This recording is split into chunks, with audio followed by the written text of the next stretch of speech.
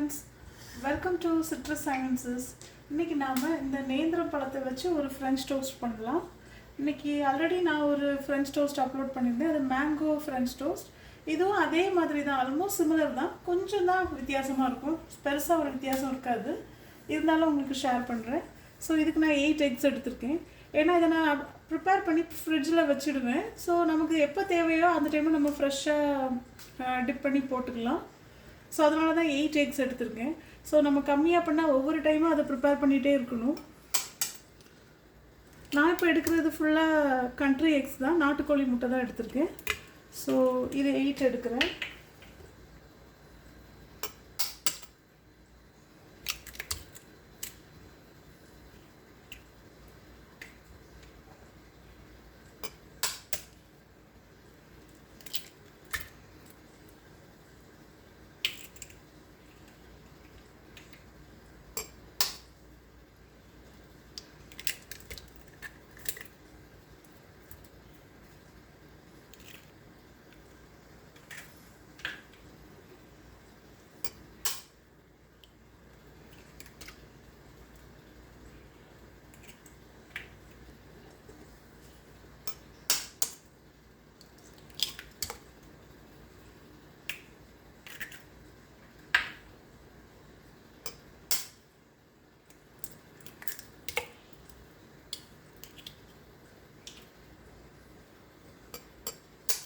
So நம்ம X எல்லாம் இப்போ உடச்சி ஊற்றியாச்சு.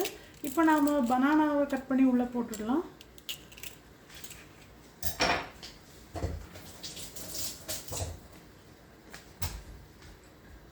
இதான் நேந்திரம் பழம் எடுத்திருக்கேன், ஒரு பெரிய பனானா எடுத்திருக்கேன். ஸோ இதை இப்போ நாம் கட் பண்ணிடலாம்.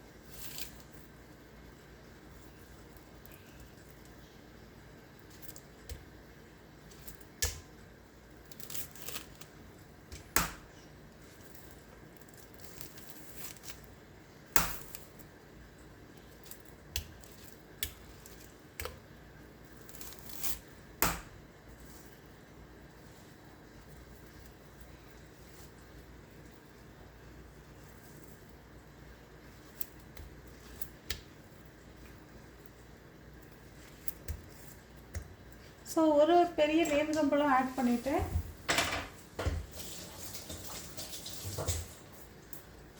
இப்போ நாம் கொஞ்சம் பவுடர்ஸ்லாம் ஆட் பண்ணிடலாம். இந்த மாதிரி பனானா ஃப்ரெஞ்ச் டோஸ்ட் இது எல்லாத்துக்குமே சின்னமன் பவுடர் நல்லாயிருக்கும். ஸோ நாம் இப்போது கொஞ்சம் ஒரு 1 teaspoon கிட்ட சின்னமன் பவுடர் ஆட் பண்ணிடலாம்.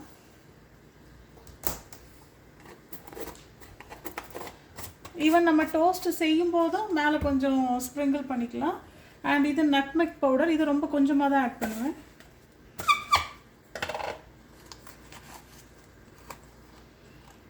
இவ்வளோ போட்டால் போதும். So cinnamon and nutmeg add பண்ணியாச்சு. இப்போ நாம் கொஞ்சம் மஞ்சத்தூள் ஆட் பண்ணிடலாம். ஏன்னா அது அந்த எக்கோட ஸ்மெல்லெல்லாம் ரிமூவ் பண்ணிடும். எல்லாமே கொஞ்சமாக, இதுக்கெலாம் ஒரு அளவுன்னு என்னால் சொல்ல தெரியல, கொஞ்சமாக போட்டுக்கோங்க.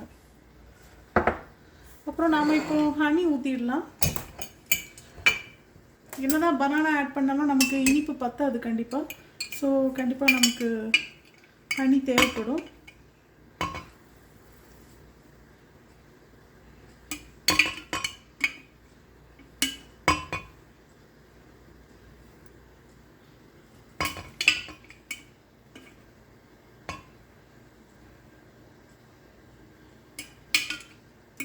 இந்த ஸ்பூனுக்கு நான் 4 ஸ்பூன்ஸ் ஊற்றிருக்கேன்.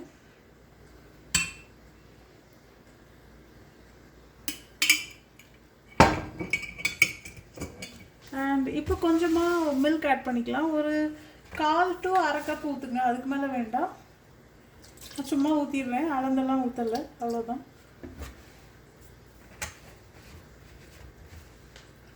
இப்போ நாம் இது எல்லாத்தையும் blend பண்ணிடலாம்.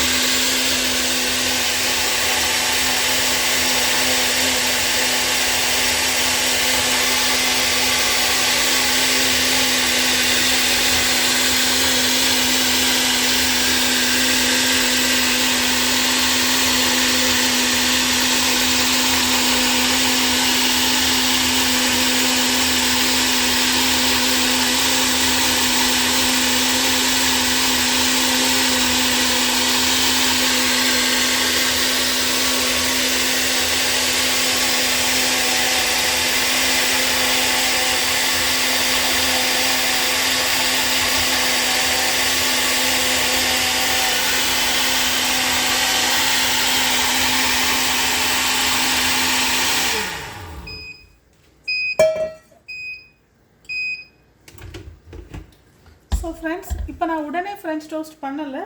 இதை நான் அந்த மாதிரி ஒரு ஒயிட் பவுலில் ஊற்றி வச்சிடுவேன். வச்சு ஃப்ரிட்ஜில் வச்சுட்டா போதும்.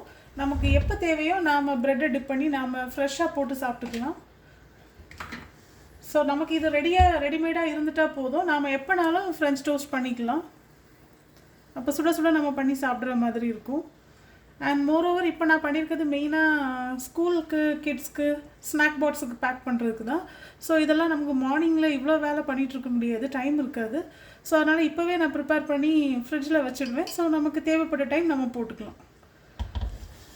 ஸோ எதுக்கு இந்த ஒயிட் பாட்டமாக எடுத்திருக்கேன்னா, நமக்கு ப்ரெட்டை உள்ள ஃப்ரீயாக விட்டு டிப் பண்ணி போடுற அளவுக்கு இருக்கணும்னு சொல்லி தான் அந்த மாதிரி ஒரு பவுல் சூஸ் பண்ணியிருக்கேன். அவ்வளோதான் ஃப்ரெண்ட்ஸ், நம்ம நேந்திரம் பழம் ஃப்ரெஞ்ச் டோஸ்டோட இது பேஸ் ரெடி ஆகிடுச்சு. இனி நாம் ஜஸ்ட் ப்ரெட்டை டிப் பண்ணி நம்ம போட்டுட வேண்டியதுதான். ஓகே ஃப்ரெண்ட்ஸ், என்னோடய வீடியோஸ்லாம் பார்க்குறதுக்கு ரொம்ப தேங்க்ஸ். என்னோடய வீடியோஸ்லாம் உங்களுக்கு பிடிச்சிருந்தா kindly like, share and subscribe பண்ணுங்கள். Thank you friends.